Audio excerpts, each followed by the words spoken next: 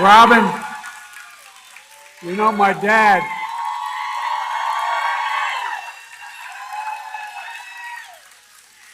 by the way, you docs are good, but if there's any angels in heaven, they're all nurses, male and female. You know why? You guys make us, allow us to live. Nurses make you want to live. I'm not joking. You lie there in the ICU, which I've done for a long time, and you look at those machines, and you know the line goes flat, that it's over. But you just get tired. You don't care. When I was at Walter Reed all that time, after a couple craniotomies, I was lying there, and I had a nurse named Pearl Nelson, military. She'd come in and do things that I don't think you learn in medical school, nursing school. She'd whisper in my ear. I couldn't understand it, but she'd whisper, she'd lean down. She'd actually breathe on me to make sure that there was a connection, a human connection. She even went home and brought back her pillow from her own bed because she knew the one I had that wasn't comfortable. But I'm not joking. My son Bo came back from Iraq after being all that time within shouting distance of a burn pit. He had stage 4 glioblastoma. He went as an incredibly healthy guy. He came back, and for 18 months he fought. And the nurses, the docs were incredible, but the nurses would say toward the end, he'd come in to look at him and they'd say, no, not now, doc. And the doctors knew enough to know that it wasn't the time. The nurse didn't think it was there. You're so underestimated. You really are. And in no way is to diminish doctors, but I want to tell you something. Nurses, single most underestimated profession in the world. Thank you.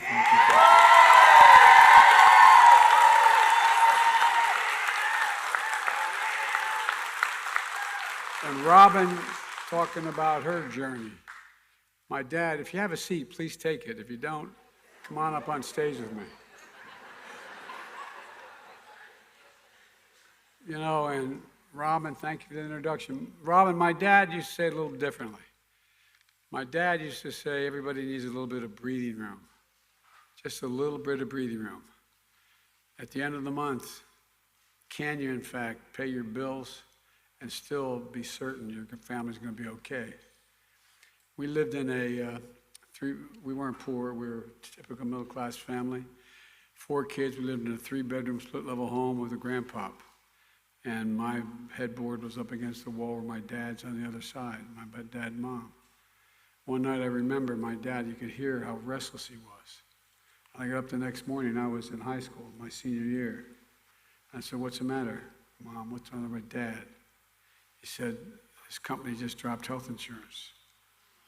Well, you know, a lot of people face that. A lot of people worry about it right now. But he said, just a little breathing room, a little bit of certainty. Just a little bit of certainty, it matters. So Robin, thank you for the introduction. And Mayor Bobby Dyer, the mayor came out, I told the mayor, he was very gracious with me, even though I'm one of those Democrats. Bobby, where are you? There you are. He came out to the airport to greet me, and I said, you know what the worst sentence in the English language is? I'm at the airport.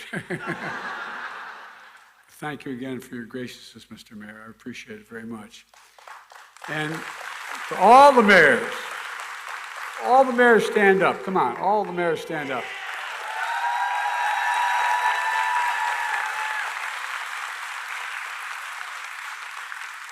Toughest job in American politics. You know why? You all know where they live. No way to go to the Dunkin' Donuts or the local store without, Mr. Mayor, what about this? But anyway, thank you for what you do. I really genuinely mean it. And it's great to be back in Virginia Beach, home of so many brave women and men who served our armed forces and make this nation so strong. I really mean it. Although they couldn't be here today, you have 2 amazing senators. You know that, Tim Kaine and Mark Warner. They are true champions of this great state. And Representative Bobby Scott, a lifelong fighter for Virginia workers and families, who's back in D.C. introducing what we call the PRO Act to make sure unions have an equal right to organize if they want to organize.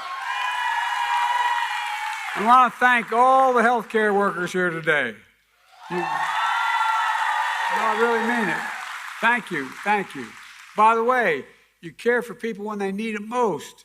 But the most important thing is, you know what you do when you help someone in trouble and need? You provide them the dignity they're looking for. The dignity. Just to be treated with dignity. That's what all Americans deserve. Peace of mind that comes from knowing that an illness, if it strikes or an accident occurs, you can get quality medical care and recover and heal. But we all know that too many folks don't have that peace of mind. Too many folks lie in bed at night staring at the ceiling, wondering what will happen if their spouse gets cancer, their child gets sick, or something happens to them. Well, they have the money to pay the medical bills. They'll have to sell the house. I get it. That's why, since I was sworn in as president 2 years ago, my administration has focused intensely on getting more people affordable health care and bringing down medical costs so you have a little bit of breathing room again, just breathing room. And that's exactly what happens when we protect and strengthen programs like Medicare and Medicaid, which millions of Americans rely on, millions. And it's been my focus, and I believe we made significant progress. Now we need to finish the job. And that's what I'd like to talk about a little bit about today. My plan that's in stark contrast to, by the way, there's an awful lot of really good Republicans, but the MAGA Republicans are a different breed of cat. No, they're not bad or good, they're very different. There's kind of like, in my view, sort of two Republican parties. And I've served a long time. Some of my closest, as that joke goes, but not a joke, my closest friends in government have been my Republican colleagues in the Senate. And folks in Congress, they want to eliminate a lot of health care coverage, those MAGA Republicans, increase costs for millions of Americans, and make deep cuts in programs that families and seniors depend on. And that's what's at stake now. 2 years ago, when I was sworn in, the economy was reeling, and the pandemic was raging. We lost over 1 million people. Hard to believe, but over 1 million people. And our healthcare system was at the breaking point. And all the healthcare workers here remember, better than anyone, those dark, dark months as the number of COVID deaths kept rising. Hospitals had to have patients in hallways, literally setting up tents in their parking lots in a situation where, because everything was full, every bed was full. That's what we're up against when I took office. We immediately got to work. We turned it around. I signed into law the landmark American Rescue Plan, which provided the resources to get COVID-19 under control, our economy back on its track. And many of you worked around the clock to get people vaccinated against COVID-19. We went from 3.5 million people vaccinated when I took office to 230 million fully vaccinated today. We made vaccinations available to all Americans with a plan based on equality. Many of you went into communities that have been ignored in the past. When you went into public housing areas, you went to places where they didn't usually go to make sure that everyone had equal access to this life-saving shots. And it worked. We came through, but with a terrible cost. As I said, over 1 million people died from the virus.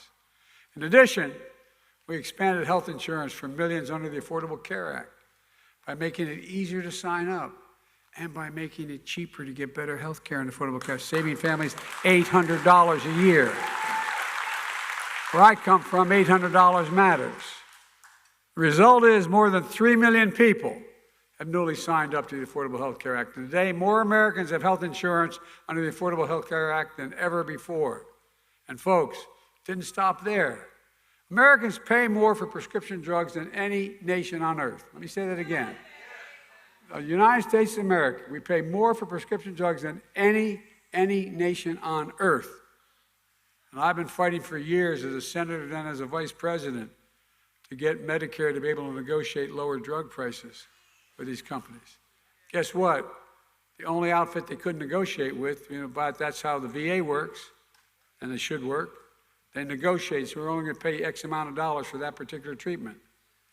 And if you wanted any help from the VA system, you pay that, you charge that or no more.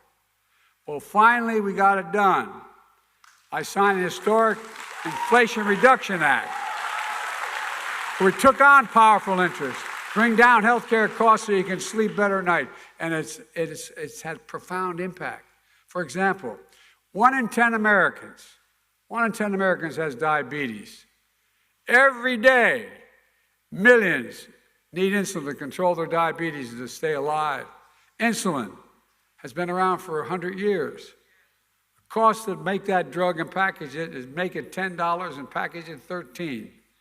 But you've been paying $300, $400, $500 a month for that. But Big Pharma has been unfairly charging you that much. Record profits. Not anymore.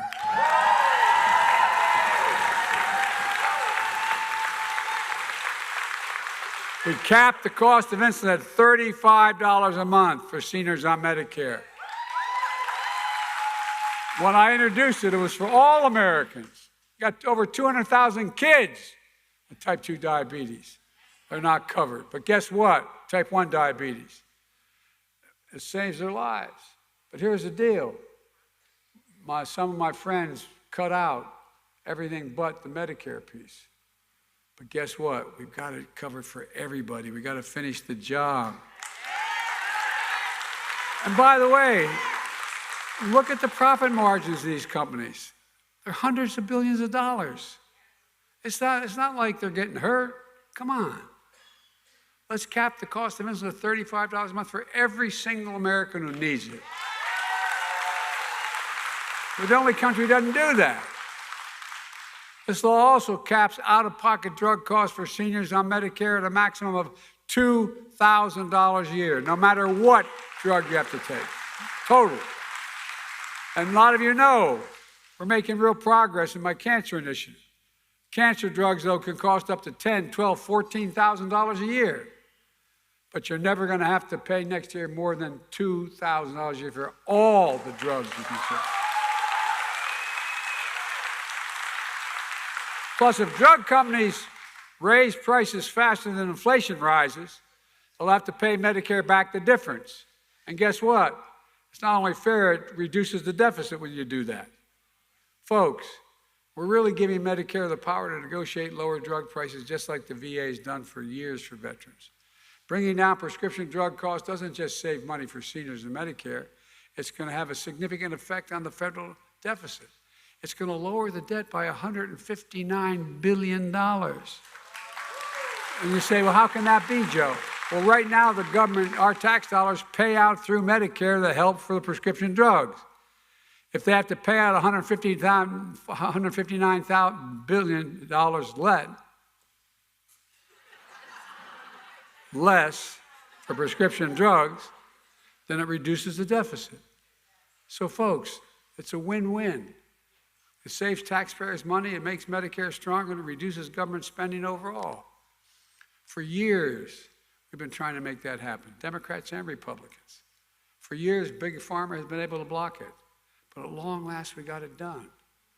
This is historic progress. And I wish I could say my friends on the other side, all of my friends on the other side, are there to protect and defend and build on it like I am. Again, sadly, the mega Republicans, the Congress, those in Congress who threaten to undo the gains, they want to do away with the Affordable Care Act. Some threaten to default on the national debt unless I accept certain economic plans. Now let me explain the national debt you all know. We think we all know it. It's the accumulated debt over 200 years. Every year it's accumulated over 200 years. The federal government has never, ever once reneged on that debt. We've never questioned our credit. And guess what?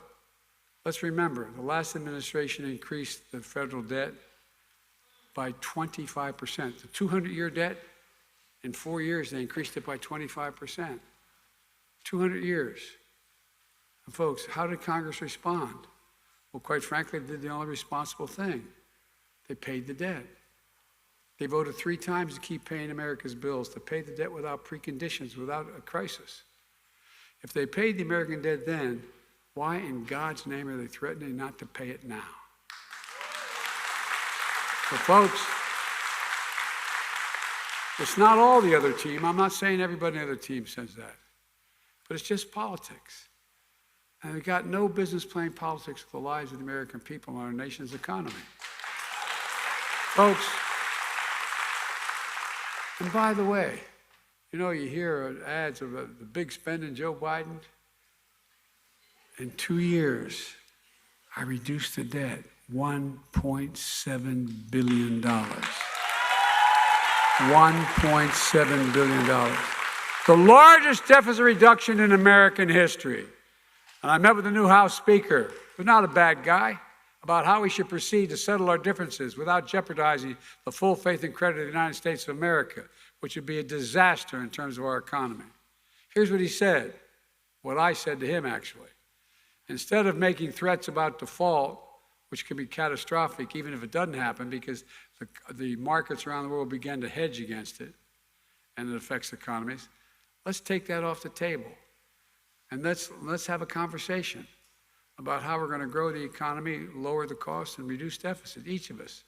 I said, let's lay out our respective budgets. On March the 9th, I'm going to lay down in detail every single thing, every tax that's out there that I'm proposing, and no one over making less than $400,000 is going to pay a penny more than taxes. But lay it out by March 9th, everything, and what we're going to cut, what we're going to spend, what we're going to do. Just lay it on the table. And I've invited them, to Republicans, they should do the same thing, lay their proposal on the table. And we can sit down, and we can agree and disagree, we can fight it out. When I introduce my budget, you'll see that's going to invest in America, lower health costs, and protect and strengthen Social Security and Medicare, while cutting the deficit more than $2 trillion over the next 10 years. But by the way, I want to make it clear, I'm going to raise some taxes. If any of you are billionaires out there, you're going to stop paying at 3%. Not a joke. The idea that a billionaire, we used to have 600 or so in the United States of America, now there's 1,000. The idea that they pay at a rate that is lower than the rate of a police officer, a school teacher, a nurse, is bizarre. You're going to see that people making less than $400,000 a year, as I said from the very beginning, will not pay an additional single penny in any tax. If I can hold a second, one of the reasons I was able to keep the debt down this time around, they're the Fortune 500 companies. They're good companies. By the way, I come from the corporate capital of the world, Delaware. More corporations are incorporated in the state of Delaware than every other state in America combined. I got elected 36 years worth of that. So I'm not anti-corporation, but I think everybody should take a fair shot, pay a fair share.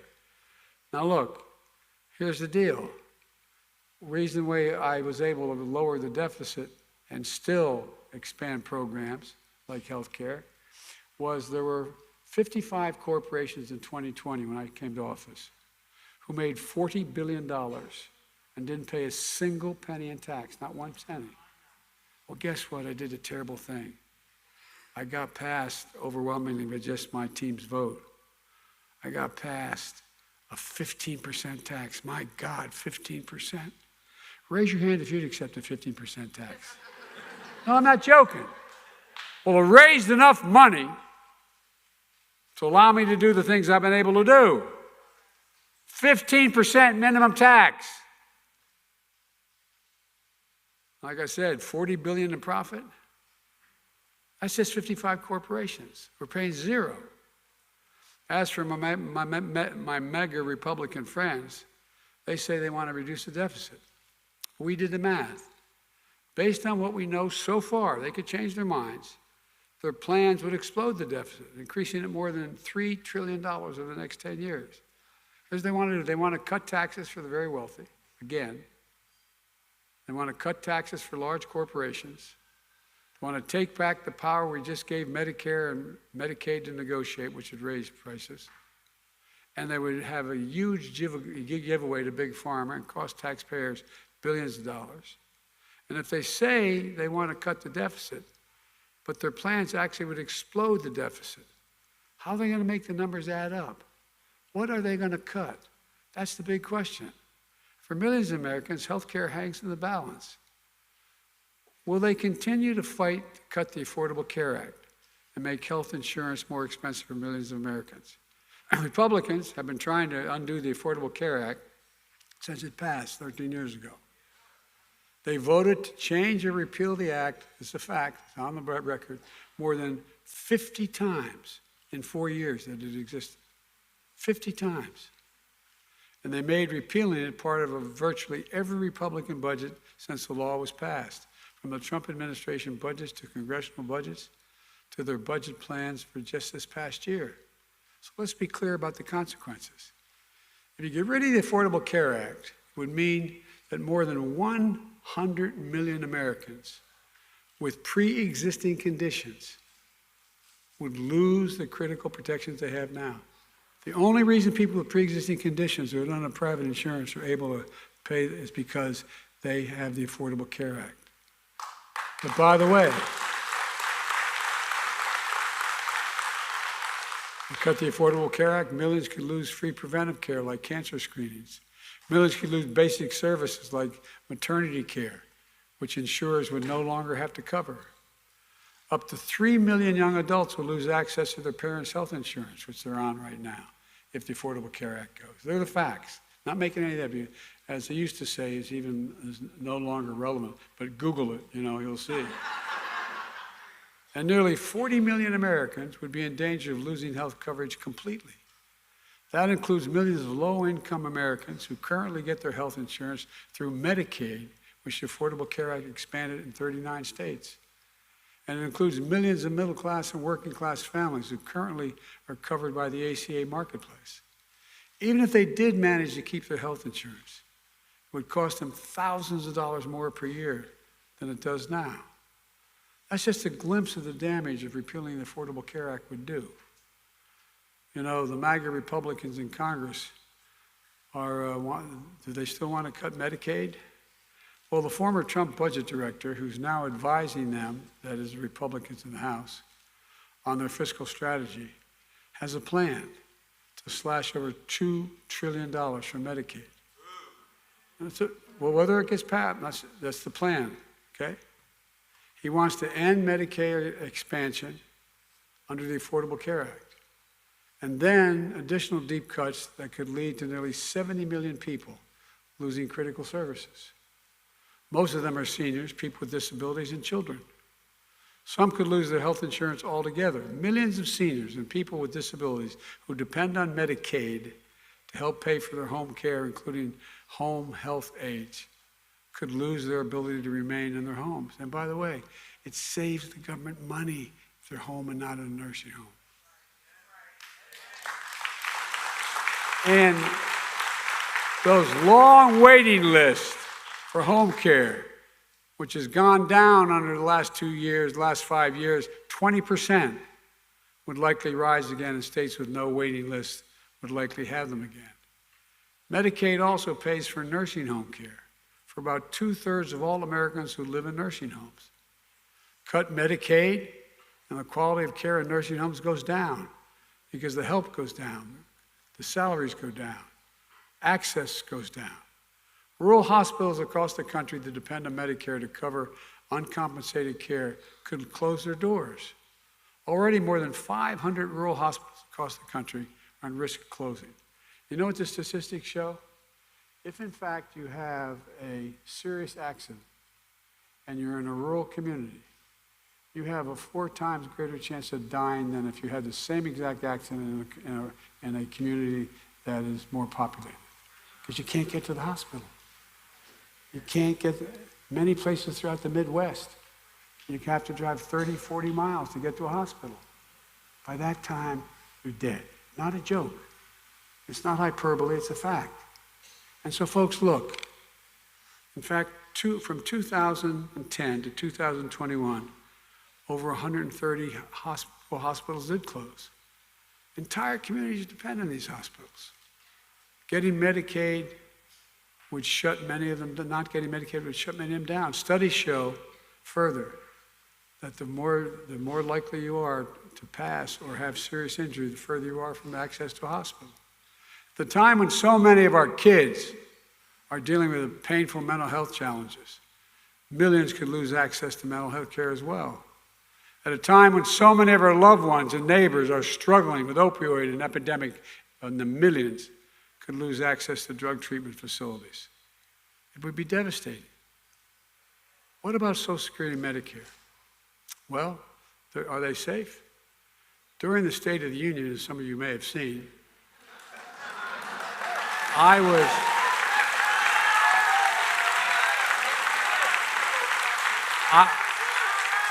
been around for a lot of State of the Unions. I never saw one where the president got to negotiate in the open with everybody.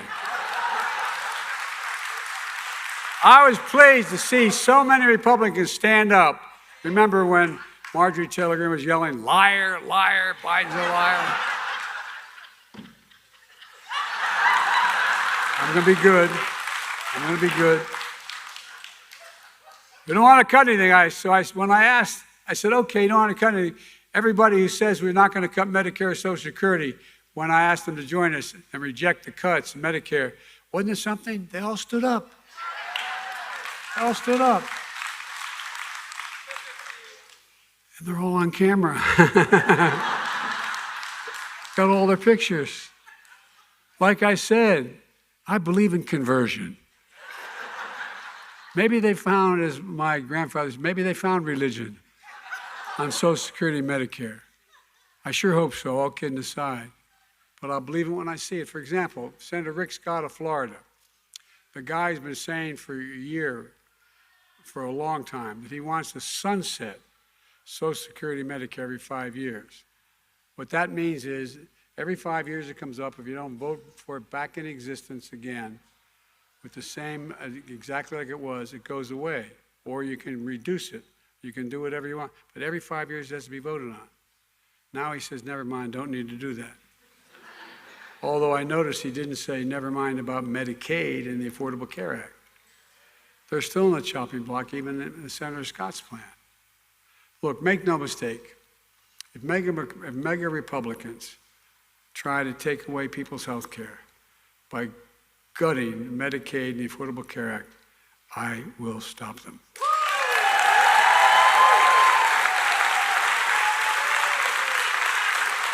Folks, here's the bottom line. The work that we've done to get more people affordable health care and bring down the cost is going to reduce the deficit significantly. It's making a real difference in people's lives. It means more security, more dignity for millions of families. We got more work to do, but we've made a lot of progress. I was in the northern part of your state about a year ago doing a town meeting, and a woman stood up and started to talk about the cost of insulin. She said, I have 2 kids, and she went on. She was very articulate, and she got very emotional. She said, what do? I can't afford the insurance. Well, how do I look at my child and say I can't help? I can't help. I'd like you all to put yourself in that position. Your child has type 2 diabetes. Should we share the insulin? What do you do? Imagine being in that circumstance. There's no means by which you could, we've changed it now. We've changed it in terms of, but we haven't changed it permanently in terms of making the same requirements for the elderly, for all people as they do for the elderly in Medicare. Folks, families across the country are starting to breathe this a little easier. We've just got to keep it going. I've long said it's never been a good bet to bet against the American people. And I can honestly say, as I stand here today, I've never been more optimistic about America's future. We just have to remember who we are. We are the United States of America. And there's nothing beyond our capacity. When we work together, we can do anything. So God bless you all, and may God protect our troops. Thank you, thank you, thank you.